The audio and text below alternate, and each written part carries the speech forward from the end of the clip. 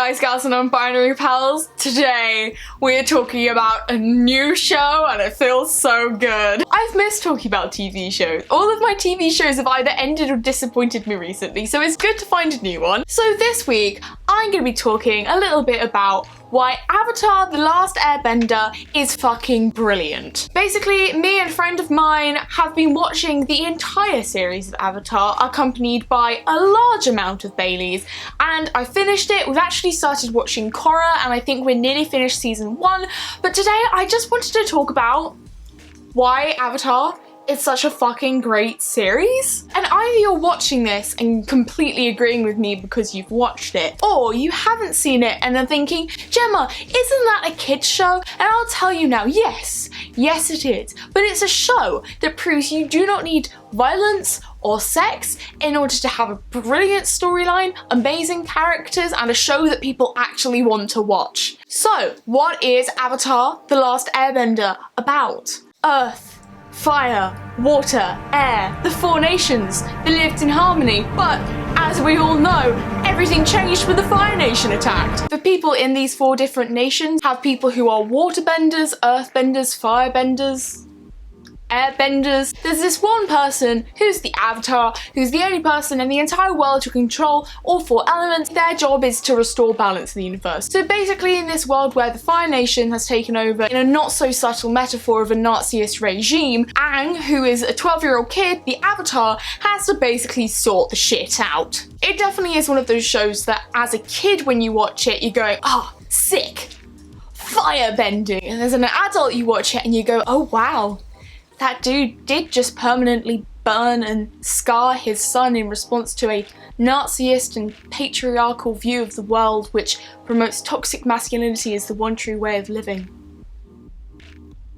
And then you go back to arguing with your friends which of the 4 elements you would like to bend if you had the ability. The show's storyline itself is also genuinely well done. It's nicely paced. You think as a kid show there will be like a ton of episodes which were filler, and even though there are a couple of memorable filler episodes which contributed nothing to the plot, a large majority of the episodes, especially in the later seasons, are all incredibly plot driven and really fast paced. The world as well that these characters inhabit is so well thought through. It is meant to be based in this vaguely sort of Eastern Asian culture, but the writers have transformed this world in such a way as you can really see the full effects that bending has had on these societies with like their structures and the way that they look and their religions and stuff like that. And it's really, really interesting to see that done in a kids show where, you know, they didn't need to go into the effort of putting all of that culture, all of that history, all of that design to the show, but they just did because they wanted to, and I love it when people do that. And the powers themselves,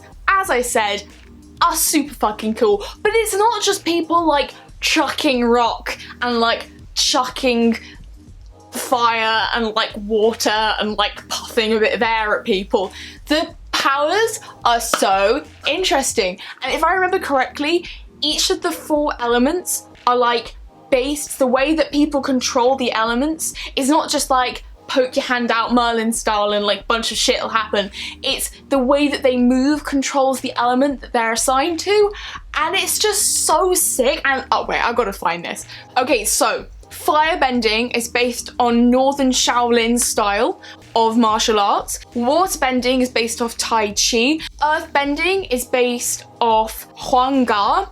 Airbending is the style Gua Shang, I think that's how you pronounce it. So it's really cool because all of the different martial arts styles that they have reflects both the element and also the society of people who use that element. It's just so well thought through, and the animation of it as well, because they put so much time and detail into it, looks incredible. I'm not going to give it away, but there's a couple of battles at the end where you can tell how much they blocked every single part of that and what move corresponds with what, and because of the energy and the effort that's put into that, it looks amazing. As well as the world and the plot being super sick. The other thing which Avatar really has going for it is the characters. Every single character in this show is so well-rounded, has such a good story arc and character progression throughout the show, and each of the characters' good and bad sides lead to like more drama within the storyline, which is how you should use characters. You shouldn't use characters as tools to get the particular plot you want at the expense of good characterization.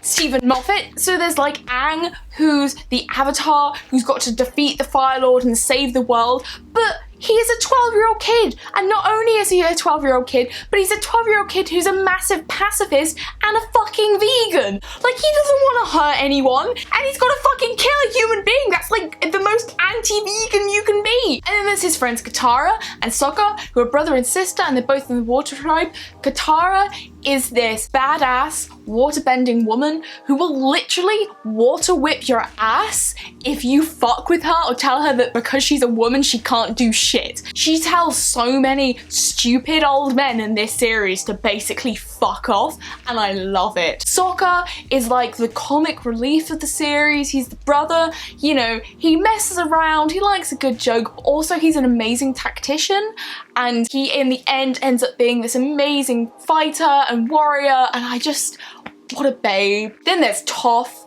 who is blind and who has by far some of the best lines in the show. Everyone into the hole! It's so dark down here. I can't see a thing. Oh no, what a nightmare!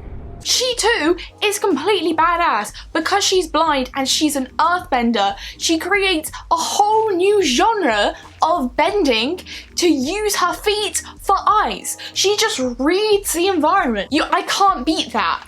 I will never beat that level of badassery, and that upsets me greatly. There's also Zuko, who is my precious emo son, who's just in search of his honor. I need my honor, my honor! And is like the epitome of that like one character who is they get better in the series, their hairstyle gets better in the series. Yeah, he's one of those. Just wants to be loved. He just wants his honor back. He should have also got with Katara, but that's just my opinion. Then there's Uncle Iroh, who is this sweet, old, freaking awesome, wise grandpa who, you know, could single-handedly destroy you and thousands of men in a blink of an eye because he's the most dangerous and powerful Fire Nation general that there has ever been. But he won't do that because he just wants tea. Honestly, Uncle Iroh is me in like any stressful situation. Like something bad happened and Uncle Iroh's just like, let's just go make some tea. I'm like, I relate, Iroh. I relate. It's just such a fantastic series.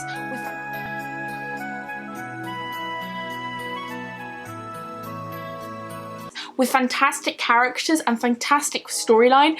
And it's one of those series that like genuinely teaches you something. Like it has a point to it, but the point is never like thrust in your face. It's always like gently in the background like, hey, the key to a happy life is diversity and spiritual enlightenment. And you're like, okay, I'll take it. The show is just about like loving yourself really, isn't it? And also killing the Fire Lord, but also like loving yourself. Yeah, you should definitely watch it if you get a chance. Please do, and then please tell me down below if A, you have done already and let's talk, or B, you have done having watched this video and again, let's talk. That's all I've got time for today. Hope you enjoyed me ranting about a TV show. I certainly did. I forgot how much I missed doing that. But I will see you guys very, very soon. Bye! The Big Bad Bedroom.